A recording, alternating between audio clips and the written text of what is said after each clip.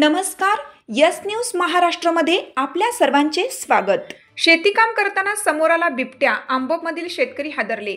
आंबोप तालुका हातकणंगले ते आंबोपवाडी रस्त्यालगत असणाऱ्या बावडेकरांच्या शेतात आज गुरुवारी दुपारी मका पिकास पाणी पाजत असताना शेतमजुराला बिबट्या निदर्शनास आला। बिबट्याला पाहताच शेतकऱ्यांनी धूम ठोकली। जवळच कुत्र्यांची शिकार करून त्याचे अवशेष पडल्याचे निदर्शनास आले असून गावामध्ये भीतीचे वातावरण आहे। या घटनेची माहिती मिळताच आंबोप ग्रामपंचायतीच्या वतीने वन विभागाला कळवण्यात आले असता वन विभागाचे कर्मचारी बिबट्याचा शोध घेण्यासाठी घटनास्थळी आले, मात्र बिबट्याचा मागमूस लागला नाही। ड्रोनच्या माध्यमातून जवळपास 2 तास सर्व भागातील पाहणी केली, पण निदर्शनास काहीच आले नाही। यावेळी वन विभाग अधिकाऱ्यांनी सतर्क राहण्याचे आवाहन केलं।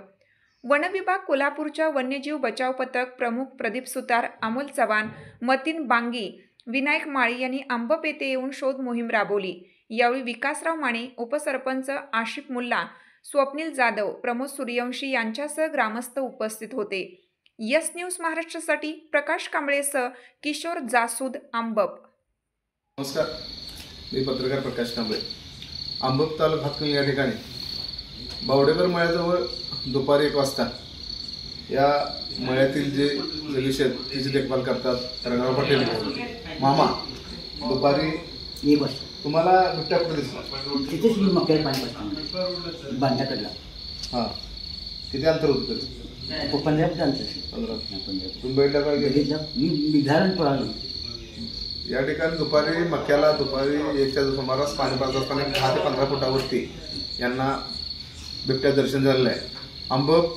आंबोपवाडी, मनपाडे, पाडळी या परिसरातील लोकांना आव्हान आहे की सदर शेतामध्ये काम करत असताना किंवा शेतामध्ये वावरत असताना आपण आपल्या भागामध्ये बिबट्या आहे याची जाणीव ठेवून आपण सर्वांनी लक्ष द्यायचं आहे आणि शेतामध्ये काम करत असताना मोठ्या आवाज असणारा रेडिओ किंवा हातामध्ये काठी असं घेऊन आपण बाहेर पडावं। नमस्कार, माझं नाव प्रदीप सुतार, वन्यजीव बचाव पथक प्रमुख वन विभाग कोल्हापूर।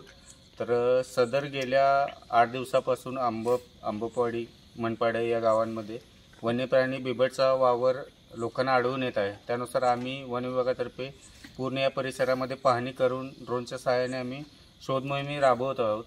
तरीच माझं लोकांनाही असं आव्हान असेल की आसपास कुठं शेतामध्ये कामं करत असताना शक्यतो एकटं न जाता दोघा-तिघांनी एकत्र जावं। रात्रीचे शक्यतो काम जे चालू असेल तुमचं ते थांबवावं आणि बिबट्या कुठं आढळून आला तर त्याच्या पाठीमागे लागणे किंवा त्याचा फोटो व्हिडिओ घेणे असला कोणताही प्रकार न करता तुम्ही डायरेक्ट वन विभागच्या आपला हेल्पलाईन नंबर 1926 किंवा गावचे जे सरपंच असतील, पोलीस पाटील असतील यांना फोन करून कळवलं तर त्वरित आम्हाला त्याची सूचना मिळेल आणि त्याच्यावर आम्ही योग्य ती उपाययोजना करायचा प्रयत्न करू।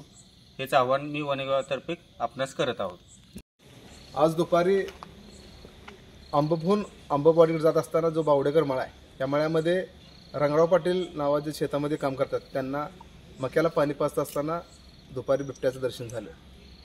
तत्पूर्वी गावातील ग्रामपंचायतीच्या वतीनं त्यांना वन विभागाला हा कॉल दिला होता की असं असं गावामध्ये बिबट्या दर्शन झालेलं आहे।